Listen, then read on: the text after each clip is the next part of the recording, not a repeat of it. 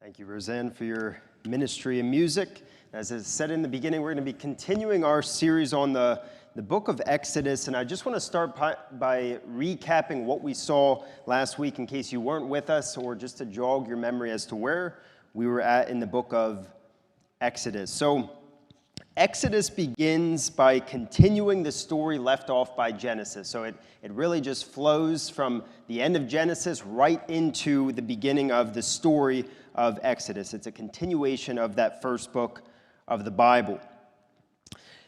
We found last week, we looked at Exodus 1, and we found that the family of Israel multiplies greatly as they live in a foreign land, the land of Egypt.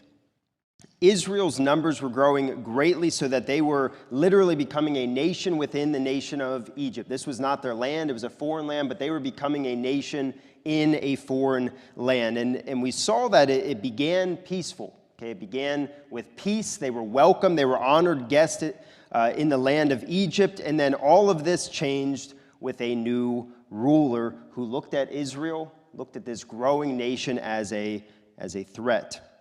He sought to control them and stunt their growth, and he did so first by working them as slaves. He put Israel to violent, grueling, and hard work, but we saw this only fueled Israel's growth. It didn't stunt their growth at all. Then the Pharaoh gave a command to those who would be the first to see a baby, the midwives, and he directed them to kill the Israelite boys, not the girls, but the boys. And we found that the midwives, they refused to do so. And then our chapter ended, the very last verse of the chapter, with the third plan, the third installment of Pharaoh's plan, and that was to command all of the Egyptian citizens, so not just the authorities, but any citizen of Egypt, to hunt down and kill the baby boys by drowning them in the Nile River. So Exodus 1 ends with this setting. This is the setting as we move into Exodus chapter 2 this evening, and it ends in this environment where the Israelite nation is receiving great persecution. They are at the mercy of an evil king, and they are left to watch as their newborns are tossed into the Nile River. As we think about this, what an evil world. What an unjust world. What a horrible time as you think about being an Israelite. What a horrible time to live as an Israelite. And as we think about and we leave Exodus 1, deliverance is needed. Deliverance from this world is needed. And in our chapter this evening, we are literally zoomed into just one specific family in Israel. So last week was really a big picture of all of Israel. Now we are zoomed into one specific family, to one specific baby boy who is born in this world that Exodus 1 opens with. This baby boy, we're not told directly in our chapter this evening, but we find out very soon in Exodus that this baby boy is the man God uses as an instrument to deliver the people of Israel from the land of Egypt. So as we come to Exodus chapter 2 this evening, the theme of this chapter is, after Exodus 1, deliverance is needed. Exodus 2 ushers in deliverance, not fully, but at varying degrees. So we're going to see deliverance is definitely shown throughout Exodus 2, but we don't get full deliverance yet. So our first section, we'll have three this evening. The first section is the deliverance of Israel's future human leader. And this covers the first 10 verses. And we see Exodus 2 opens as a mother defies the king of Egypt. Follow along as I read Exodus 2, 1 through 2. It says, "Now a man from the house of Levi went and took as his wife a Levite woman. The woman conceived and bore a son, and when she saw that he was a fine child, she hid him 3 months." So we open on an Israelite family, and specifically it's from the family of Levi. And if you notice, we're given no names. Okay, no names are given up to this point for this family. But we are told that they have a son, which again, going with the flow of this story, this is not good. As we found at the end of chapter 1 again, and I have this verse for us. Chapter 1 ends and says, "Then Pharaoh commanded all his people, every son that is born to the Hebrews you shall cast into the Nile, but you shall let every daughter live." So it's the sons that are to be tossed into the Nile, and it is a son that is born to this family. Upon his birth, there is a death threat upon this baby's head. And we're told then that this mother saw that he was a fine child. I don't know if you've ever come across this phrase as you're reading in Exodus and have wondered, what does it mean by a fine child? Okay, some take this to speak of the child's appearance, that he was beautiful, attractive. Some take this as that he was a healthy child. Some take this to mean that this mother knew that her child was no ordinary child, that this was a special child, so she'll save him. And even further, some take this to that this mother knew that God had a special plan for this baby. The Hebrew word fine has a range of meanings, and that's why many look at this word and interpret it in different ways. But as we look at this passage, there's not a lot to go on from this simple phrase that this mother saw he was a fine child. Do I believe that God specially chose this child, that he would use him in the future? Yes, but I don't believe we can see that this mother knew this at this point. I think a great option as we think about what does this word fine mean is to look to see how the author of Exodus uses it in some of his other writings. And as I said, this is a pretty frequent word that's used, but think a place, and we see the author doing this, going back to Genesis and referring and connecting back to Genesis. I want to go back to Genesis and show us where this word is used, and I think in a similar way. When God's creating, in Genesis 1:3-4, he says, "And God said, let there be light, and there was light, and God saw that the light was good." Same Hebrew word, translated into a different word in our English. And then Genesis 1:31, God says this a lot, just another example in the creation story. "And God saw everything that he made, and behold, it was very good." So good here in the creation account speaks of being beneficial, orderly, purposeful. So when it says that this mother saw this child was fine or good, I believe it is showing at the very least that she valued his life. She treasured her son's life, and we see this from her actions. As we move on in this same verse, it says that she hid him 3 months. So she directly defies the king's orders. She will not allow the Pharaoh or his people know she has given birth. She keeps him from being found out. And as we think about this story, her actions resemble 2 other women that we saw last week, Shiphrah and Puah, the midwives who disobeyed the king's orders. So this is the 3rd woman to defy the king's orders. Then we find this mother's rescue plan. So she defies the king, she hides her son, and then we get her rescue plan. She can't hide him anymore after 3 months. So we find that there, of course, comes a time when keeping the child hidden is impossible, so the mother builds an ark. Look with me at verse 3. It says, "When she could hide him no longer, she took for him a basket made of bulrushes and dabbed it with bitumen and pitch. She put the child in it and placed it among the reeds by the river bank." So the mother, as I said, she can no longer keep this child hidden. He would be found, so she makes a basket. And this word basket is the same exact word that's used for Noah's ark. Okay, for the boat that Noah builds, it's the same exact word that's used here when it says she took for him a basket.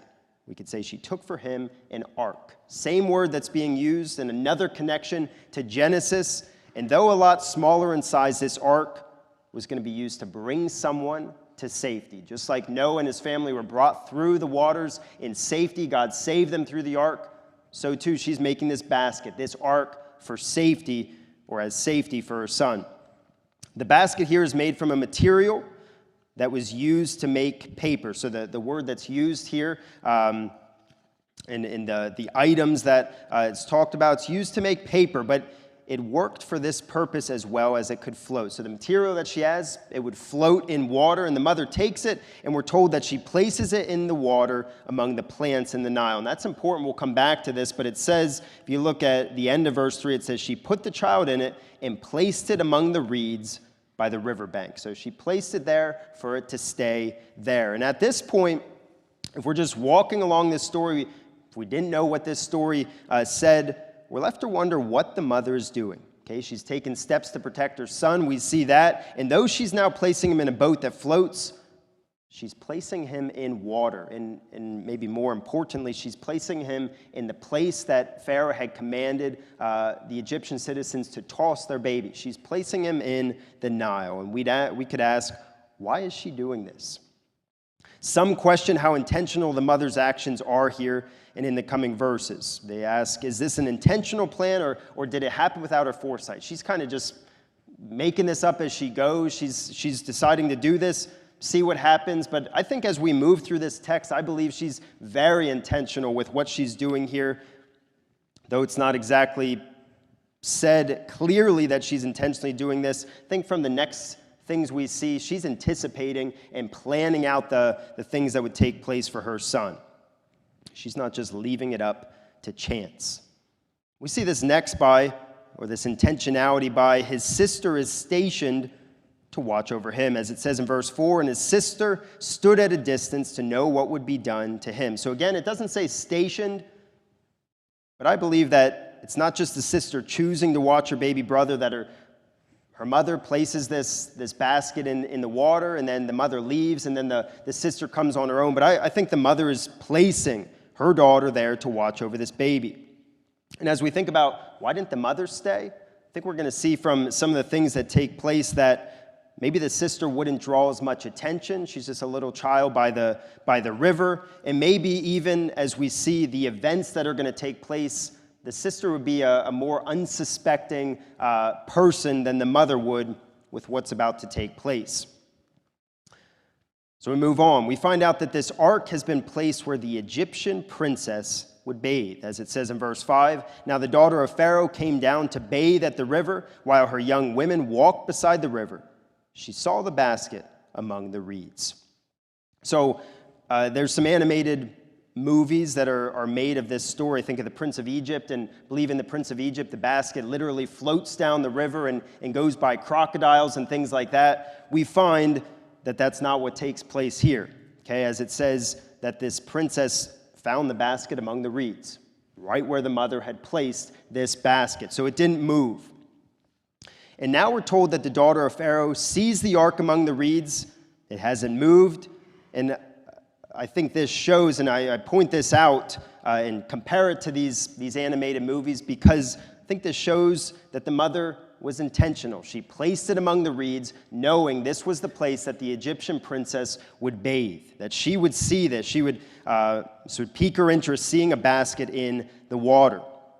So we're told she sees the basket, which if we don't read the story, which is helpful as we read some of these very familiar stories, if you just come to it with fresh eyes and pretend as if you didn't know what was going to happen next, we might wonder at first, why would the mother want this princess of all people to discover her Israelite son, knowing her father, the Pharaoh, wants him killed? So why would the mother place this in the place that this princess would come to? But then we would wonder as well, what is the princess going to do with him? Okay, it says she saw the basket among the reeds. What's she going to do? Will she follow her father's orders and dump the basket out into the Nile, killing the child? So again, if we haven't read this story, there's some suspense here. What's going to happen next? So we see the mother's plan worked out, and now we get to see the results. What will happen to this baby boy? So we get the results, and this comes in the second half of the passage. The Egyptian princess has compassion on him. Look with me at verse 5 again. It says, now the daughter of Pharaoh came down to bathe at the river, while her young women walked beside the river. She saw the basket among the reeds and sent her servant woman, and she took it. When she opened it, she saw the child, and behold, the baby was crying. She took pity on him and said, this is one of the Hebrews' children. All right, so she discovers the basket. She says, go get the basket. And even at this point, we could wonder what's she going to do with the basket. She finds the baby crying in the basket. And we're told then, amazingly, it says, she took pity on him. She took pity on him, meaning she had compassion for this baby. She cared about him. Her heart went out to this crying little boy.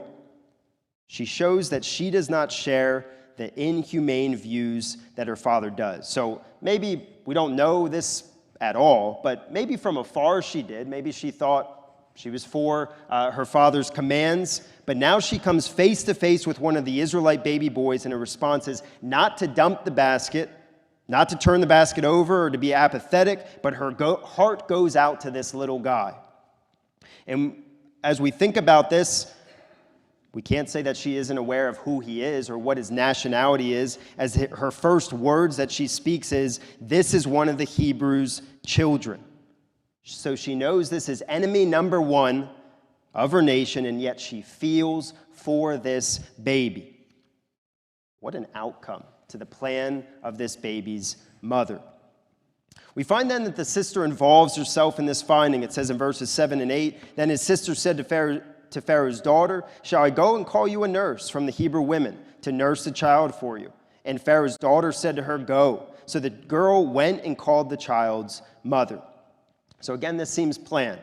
Okay, the baby's sister, who has seen all of this develop before her eyes, she goes and asks this Egyptian princess if she could use a Hebrew woman to feed the baby. And the princess agrees to this, and the sister, of course, goes and gets, of all people, this baby's mother. And then the scene in the mother's plan concludes by the Egyptian princess employing the mother and then adopting him as her son, as it says in verses 9 through 10. "And Pharaoh's daughter said to her, 'Take this child away and nurse him for me, and I will give you your wages.' So the woman took the child and nursed him. When the child grew older, she brought him to Pharaoh's daughter, and he became her son. She named him Moses, because she said, 'I drew him out of the water.'" So this Hebrew baby goes from being hidden by his mother to now this mother can happily care for her son. All right, so if you think about just the stress, the difficulty that the mother would have experienced those first 3 months caring for her son, feeding her son, but in hiding, now she gets to comfortably take care of her son. Maybe one of the only Hebrew women that actually got to do this at this point in time, as the rest were probably hiding their children. And this was all because of all people, an Egyptian, the Egyptian princess. This Hebrew son ends up becoming this Egyptian princess's son, as his mother returns him to the princess when he is older. She gives him the name Moses, and in a matter of 10 verses, we find this baby goes from death to life. He goes from a family of slavery to a family of royalty. What a turn of events as we think about this young boy, Moses' life. And as we consider this first section, a few things I want to point out to us, and specifically 2 points of irony in these 10 verses. And there's more that I could bring out. I wanted to bring 2 specifically, but these first 10 verses, irony abounds. Reversals of what Pharaoh wanted to happen abound. And the first one I want to bring out, the first of 2, is that as we think about Exodus 1 and 2, Pharaoh saw the men as the threat, but it is the women who are the threat. His commands single out the males. Exodus 1:15 through 16. "Then the king of Egypt said to the Hebrew midwives, one of whom was named Shiphrah and the other Puah, 'When you serve as a midwife to the Hebrew women and see them on the birth stool, if it is a son, you shall kill him. But if it is a daughter, she shall live.'" And then we already read this one, but again, I'll stress the male or female. It says in Exodus 1:22, "Then Pharaoh commanded all his people, 'Every son that is born to the Hebrews you shall cast into the Nile, but you shall let every daughter live.'" So Pharaoh very clearly sees the men as the threat. Okay, he's saying, let the daughters live. Okay, essentially they're no problem. They won't be any threat to me and my kingdom, but kill the sons. And we thought about this last week, and one of the reasons probably being is that these probably be the ones that would come up against him or join an enemy in fighting them. The men would join the army, but we find in our passage that it's the women that are the threat. It's Shiphrah and Puah that allow male children to live in chapter 1. And now in chapter 2, it's the Hebrew mother, it's her daughter, and it's his own daughter, the Egyptian princess, that are used to protect the life of this Hebrew baby boy. It's through the defiance and the risks of these women that take this future leader and ultimately protect him, care for him, and spare his life. So it's not men, it's women that end up being the threat. And then the second irony And the point I want to bring out from these 10 verses is that it's Pharaoh's own daughter that not only disobeys, but adopts a Hebrew son as her own child. So Pharaoh's daughter commissions this boy's mother to feed him. She commissions her to do what her role is, the mother of this boy. And Pharaoh commands all male babies to be tossed into the Nile, and now his very own daughter saves a male baby from the Nile. A Hebrew boy ends up living in the palace of Egypt. These ironies show that Pharaoh is not in control. As ruthless, as powerful as he was, we see he's not ultimately in charge. And though God's name is never mentioned here in these 10 verses, by the fact that this baby boy becomes the leader that God will call to lead his people, we see how God's hand was upon him from the start of his life. We see how God protected him and spared him through unexpected people and unexpected means. And just to draw out just one lesson for us from the fact that Exodus 1 and 2 seem to make quite a point of showing how it is women who are used to spare the male babies. It's through Shiphrah and Puah. It's through a mother and a sister. It's through Pharaoh's daughter. Pharaoh didn't see them as a threat. He didn't expect them to be Egypt's downfall, but they are who God used to protect his people. God can use those who do not seem like much in the world's estimation and do not seem like they can make much of an impact for his plans and his purposes. God used two women who had no children of their own to rescue baby boys from the clutches of death. God used a loving mother to deliver her son from death by the Nile. God used a sister to watch over her baby brother and provide a solution for his care. God used a daughter of a powerful man to raise an adopted son. You may be an ordinary mother seeking to raise your children in a Christian home. You may be a Sunday school teacher or a Wednesday night teacher, faithfully teaching the Word of God to our children here in the church. You may be a sibling seeking to be a good, godly example to your brothers and sisters. Don't underestimate how the Lord can use you. He doesn't just use Abraham's or David's or Esther's or Moses, but he uses ordinary people who fear his name. So, at least in this text, we're not even given, I don't think ever we're given the Egyptian princess's name, but even in this text, we're not given the mother or the daughter's name. We find out who they are later on, but we find that it's people who seem insignificant that the Lord uses in our text. Pharaoh doesn't think they're a threat. So we're left with Moses being raised in the palace of Pharaoh. The future deliverer of Israel that God will work through begins his life in the midst of Israel's suffering, feeling it very much so as a baby. But also we see now he's brought up and he's raised in, of all places, the palace of Egypt. He's trained in the Egyptian ways. And as we think about this, and we think about Moses and who he'll become, we can think, what a backstory. What a backstory we have of him being trained and brought up and raised in the Egyptian palace. But if you look at the next verses, we're not told about any of that. Okay, as interesting as it would be, the author of Exodus literally just skips many years of Moses' life. He goes from him being saved to now he goes to when he's grown up. He completely skips his growing up in the palace of Egypt, but we know he does. So we'll move to our second section, and that is a deliverance attempted by Israel's future human leader. So the second section opens by showing that Moses recognizes and shows interest in his family. Look with me at verse 11, how the second section opens.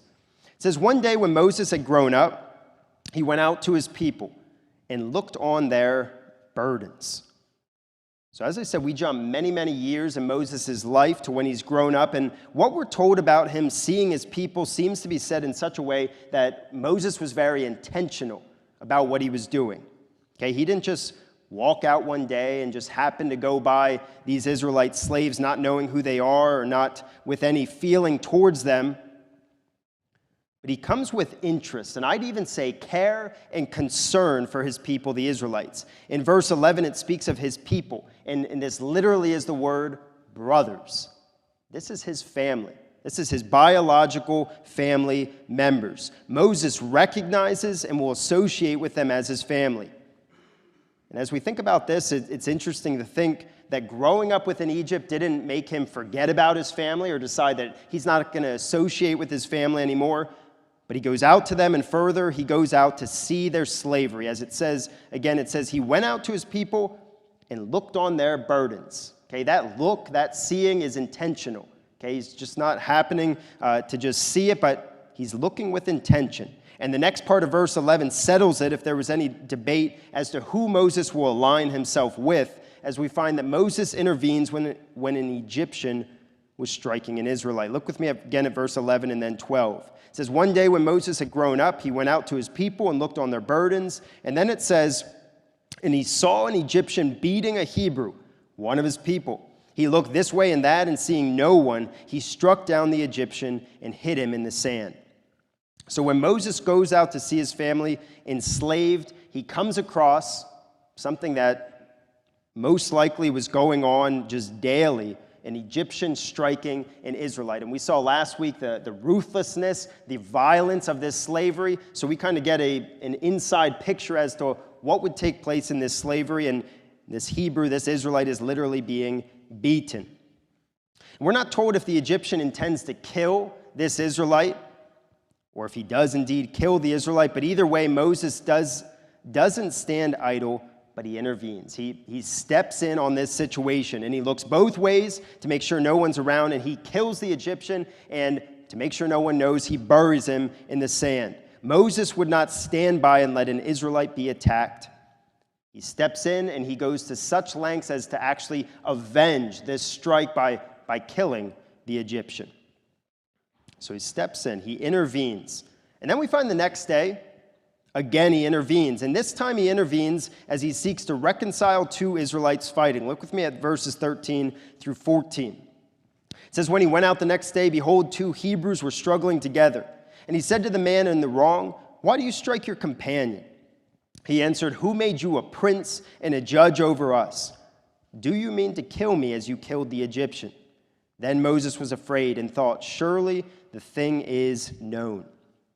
So we find again that Moses is not the type to see a fight and stand back letting it happen, but he intervenes and he questions, and we're told there was someone at fault here. It wasn't they were both equally at fault, but we're told that he questions the man in wrong. And the Israelites' response is to reject Moses' intervention. He says, who made you a prince and a judge over us? He questions, who are you to think you're over us? Who are you that you feel like you can intervene in this situation? This up-and-coming leader is rejected and resisted. And as we think about the rest of Exodus and then even think about Numbers, or especially Numbers, we find this situation of Moses being rejected, his leadership being turned down, is going to become a common thing for Moses years later when he's leading Israel. So it starts at the very beginning. And additionally, as we think about this man's question, we find his question is asked pointing out that Moses is in the wrong. So Moses isn't innocent here.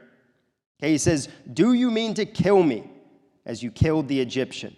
So not only is Moses' leadership and intervention rejected, but it's done so on the basis of Moses' fault. What he's done, that he's killed someone. And Moses, his reaction is he's scared, realizing this murder is known, it's no secret, but it's public knowledge. And as we think about Moses up to this point, we learned something about Moses' character here. That as we think about Moses, we think about this second chapter, I don't think we think a lot about Moses' character, what this chapter reveals to us about his personality, his makeup. We often remember his murder, but taking these two times of intervention, it teaches us something about Moses' character and his makeup. We find what makes Moses tick. He could have disassociated himself with this people, the Israelite people. He could have aligned himself with the powerful. That's how he grew up. He grew up among the royalty, so he could have easily just rejected the weak, the oppressed. He's above them. He's higher than him. But we see in these two instances, he associates with the weak and the oppressed. Moses could have easily turned a blind eye to the suffering of the Israelites. Again, just thinking about, he lives in the palace of Egypt. He's comfortable. He's safe.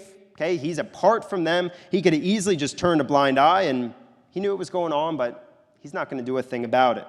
But we find in these two episodes that Moses is one who will not stand for injustice. He will side with the weak, and additionally, he's going to intervene and he's going to seek to deliver. As we think about Moses' character, he is a man who is not bashful to stand up to wrongdoing and bullies. If you've ever experienced a fist fight, okay, most likely you have, but oftentimes when people are fighting with their fists, okay, oftentimes a group gathers. Okay, I experienced some growing up in school, and a group gathers around the people that are fighting, and there's those that are cheering. Okay, they're excitedly cheering this on and maybe picking sides. There's those who are just observing. Okay, they stand back. They're going to watch. They aren't going to say a word. They're not going to get involved either.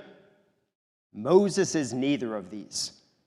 He would jump right in, break it up, and especially he would defend the one that's being picked on.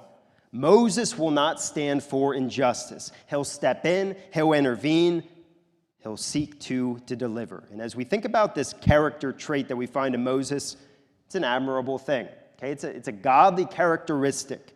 We get to see the personality of Moses in these 2 episodes of intervention. So I want us to just keep this in the back of your mind for a moment. And as we think about this story, the story moves on, and though Moses' motives were right, okay, shows a good thing about his character, what he did with those motives or how he handled this situation was not proper, it was not correct, as he killed the Egyptian.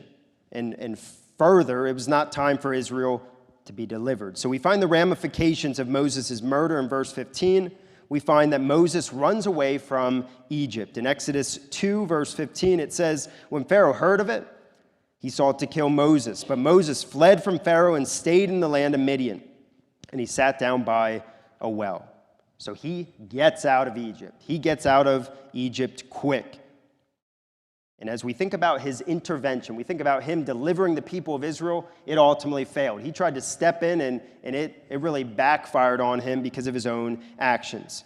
He has not defended or delivered all of Israel, but he stepped in on 2 occasions, and they lead to him getting out of Egypt, or he would have been killed. So he has failed to make much of an impact, and for that matter, he's really done harm as we think about the situation of Israel. And interestingly enough, and as you think about the character portrayal that I tried to point out, if you were doubting that at all as to, is this really what Moses is like? Interestingly enough, in our next verses, we find that Moses intervenes and he delivers once again. And this time, it's not just to his people. Okay, we might have thought, okay, maybe he has a bias to his biological family, Israel. But we find that he's willing to help people that are complete strangers. They're foreigners, people he did not know. So we see Moses intervenes, and he saves Midianite women. Look with me at verses 16 through 17. So he flees Egypt, he goes and sits at this well, and then this is what happens. It says in verse 16, now the priests of Midian had 7 daughters, and they came and drew water and filled the troughs to water their father's flock. The shepherds came and drove them away. But Moses stood up and saved them and watered their flock. So 7 shepherdesses are mistreated, and Moses, he steps in and he rescues them. Moses is sitting at a well, and this scene just occurs before his eyes. These shepherds came, they sought to drive them away. And as we think about this, Moses didn't know these women. He also would have been outnumbered. Okay, it says shepherds in the plural, so he's just one guy. He could have sat there thinking, not going to mess with them. I'm outnumbered. He could have looked the other way, but he stands up and he gets involved. For Moses, it does not matter his relationship to the person, nor their nationality, nor their gender. He will stand up for those being wronged, those being picked on, those being mistreated. So we see it in Egypt. Now we see it in Midian. 3 instances of Moses doing this.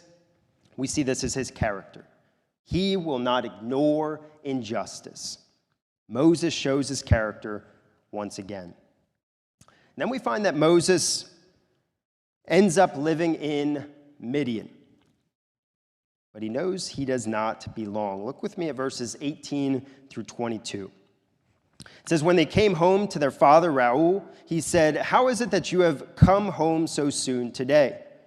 They said, "An Egyptian delivered us out of the hand of the shepherds and even drew water for us and watered the flock." He said to his daughters, "Then where is he? Why have you left the man? Call him that he may eat bread." And Moses was content to dwell with the man, and he gave Moses his daughter Zipporah. She gave birth to a son, and he called his name Gershom, for he said, "I have been a sojourner in a foreign land." So Moses saves these 7 women at this well. They go home. Their father asks them why they're back so soon, and he welcomes Moses into his home.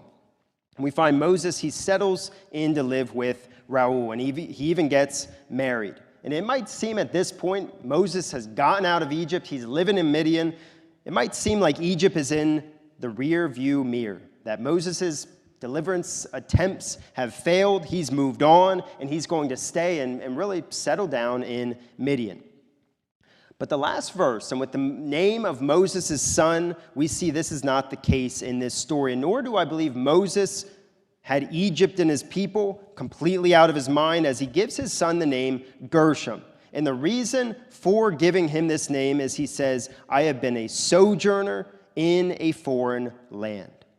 Okay, I think this is important to see what's going through Moses' mind at this point. This isn't a throwaway name or reasoning. And I want to give us, it's a lengthy quote, but it explains this very well. And it's from Christopher Wright in his commentary on the book of Exodus. He explains, what does this name and the reason exactly mean? What does it mean for our story? So I'd like to read this quote at length. And it says, the question is, to which country is Moses referring when he speaks of a foreign land, Midian or Egypt?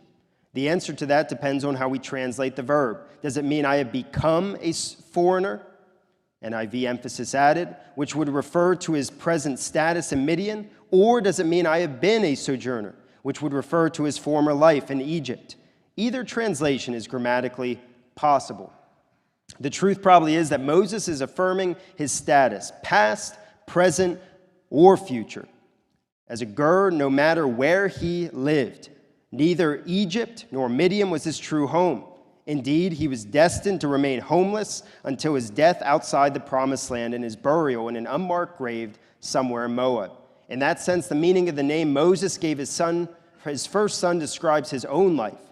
In that sense also, as in so many others, Moses again embodies something of the reality of his people. And then the last slide with this, at the time of Gershom's birth, of course, the Israelites were indeed still foreigners in a foreign land. Even when they would eventually move into the Promised Land, they would retain the status of Gerim in God's sight. Yahweh alone was the true owner of the land, as of all lands. And Israel needed to remember that their presence there was by God's grace, gift, and faithfulness alone, and behave accordingly. So the naming of Moses' son shows that he understood that the land of Midian was not his home, and further, that the land of Egypt was not his home, as the people of Israel thought to the Promised Land, the land of Canaan. So there is an anticipation when it comes to this name of Moses' son, that Moses is going to go back to the land of Egypt, and further, as we're going to see in the book of Exodus, they're going to go back to the Promised Land, or start to go back to the Promised Land, the land of Canaan. So this second section with the naming of Moses' son leaves us in anticipation for the days they're going to go, or Moses will go home. And before we move on to the last section, I want to just pause, and I want us to consider all that we've seen up to this point concerning Moses. At this point, Moses' story ends in our chapter. Okay, it will pick up in chapter 3. But I want us to think about Moses, and in chapter 3, we do see that God will call him to be his human leader that will deliver Israel out of Egypt. This chapter, so chapter 2 up to this point, shows God's preparation for him to do so, for him to be this human leader, how God was forming and shaping him into his leader. Okay, this chapter shows that God's future leader, Moses, he could relate with Israel's suffering. His parents had a baby boy in the time of Pharaoh's edict to kill all baby boys. Moses could have easily been killed as a baby boy. Okay, when Moses came to the people of Israel, okay, we may have thought he might have had some issues relating with them as he had grown up in the Egyptian palace. He hadn't been enslaved like they were, but we see his start at the very least, his beginning. He could relate with Israel, as there was a death threat upon his head. The Israelite people were part of his heritage. This chapter also shows God preparing Moses as he left Egypt and lived in Midian. Okay, he would actually become a shepherd. We see this at the beginning of chapter 3. He'd become a shepherd in Midian, preparing him ultimately to lead people. So not just sheep or not just livestock, but this time of shepherding was preparing him to lead and to shepherd God's people. And then thirdly, this chapter further shows Moses' character and nature, to stand for justice, to step in to protect the weak and the mistreated. God had made Moses to be a man who was not a bully, but instead he would stand up to bullies. He would intervene as he encounters injustice. God would use Moses' view of justice in the future to deliver the people of Israel. But here in this chapter, God shows his future leader that when Moses stepped in, it was not his timing. It wasn't God's timing when Moses stepped in, and further, Moses did not handle this correctly. He didn't handle it in the way that God would deliver his people. So just want to draw out two lessons, or give us two things to consider from Moses' life as we think about ours. And the first is, consider how God has prepared you for the role he has called you to. So we see there's several things in this chapter. God preparing his future leader for the years to come, many years to come. What has God done in your life to prepare you for how he is using you today, or even think about this time as a preparation for the future? And then the second is to consider God's timing and his desire for how you are to handle the things he has called you to. So Moses stepped in with the right motives, the right desires, even godly motives and desires, but his timing and how he went about it was wrong. God would use him to deliver his people, but not yet. God would use him to deliver his people, but not in the way that Moses tries. And for us, you might believe you know what God has called you to. Maybe it's a specific job. Maybe it's a role here in the church. Maybe to stand up to injustice. But you must seek God's timing and God's ways of handling these things. So now we'll move to our last section, the last 3 verses of our chapter, and that is a deliverance anticipated by the only one who can truly bring it, God. So we find that Pharaoh dies, and there's no change in Israel's situation. Look with me at verse 23. It says, "During those many days, the king of Egypt died, and the people of Israel groaned because of the slavery and cried out for help." So last week we saw with the political change, there's a new ruler. Everything changed for Israel. Okay, so Israel may have been hoping, once this Pharaoh dies, once this ruler dies, then we'll be good to go. Then we'll go back to normal. But we find that with a new ruler, nothing changes for Israel. Okay, their hope cannot be in who rules. Israel's hope cannot rest in earthly kings. The chapter ends with who their hope should be in. And that's where God enters the picture. Look with me at these 3 verses. It says, "During those many days, the king of Egypt died, and the people of Israel groaned because of their slavery and cried out for help." And then it says this, "Their cry for rescue from slavery came up to God. And God heard their groaning, and God remembered his covenant with Abraham, with Isaac, and with Jacob. God saw the people of Israel, and God knew."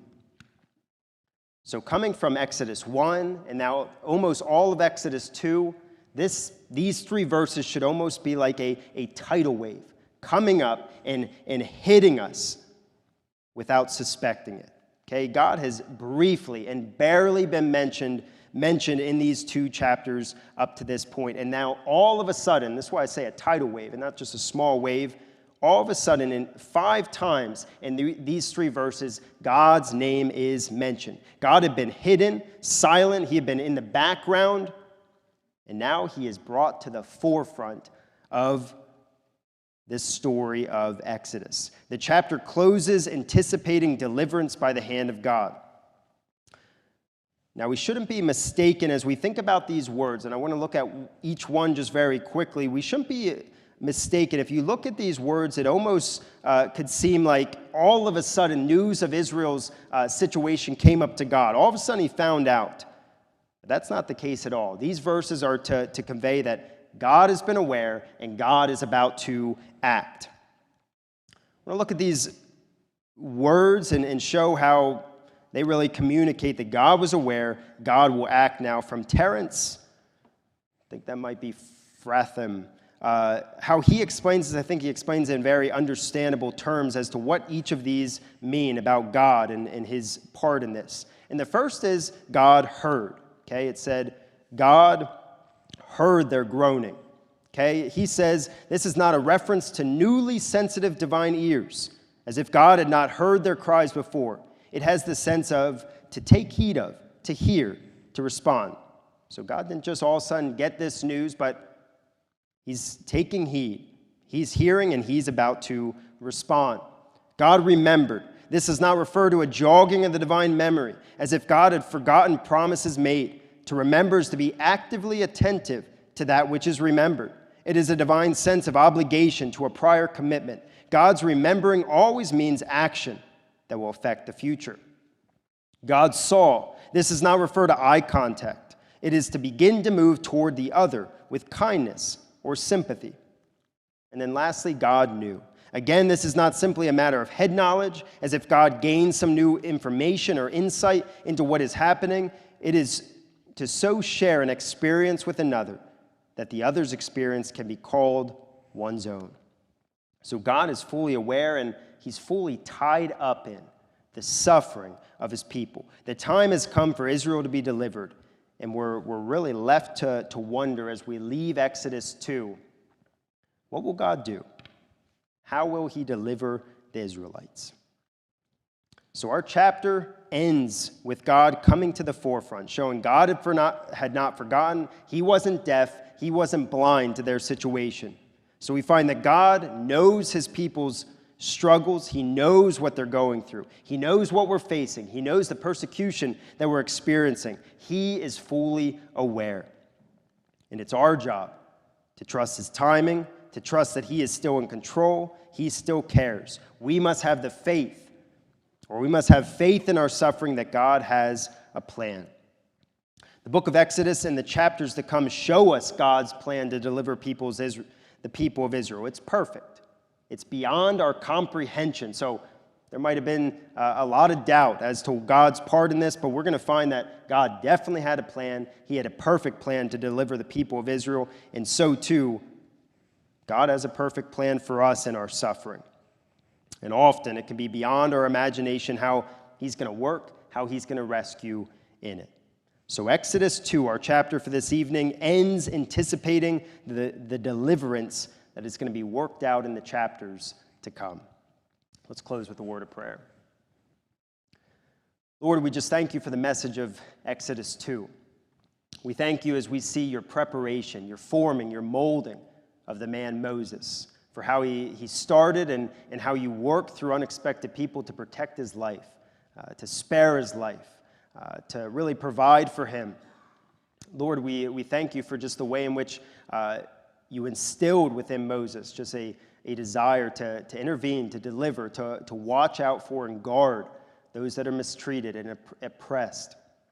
And Lord, even as we think about your part in our suffering, as we see you were definitely there. You were definitely aware and watching and hearing all of Israel's suffering.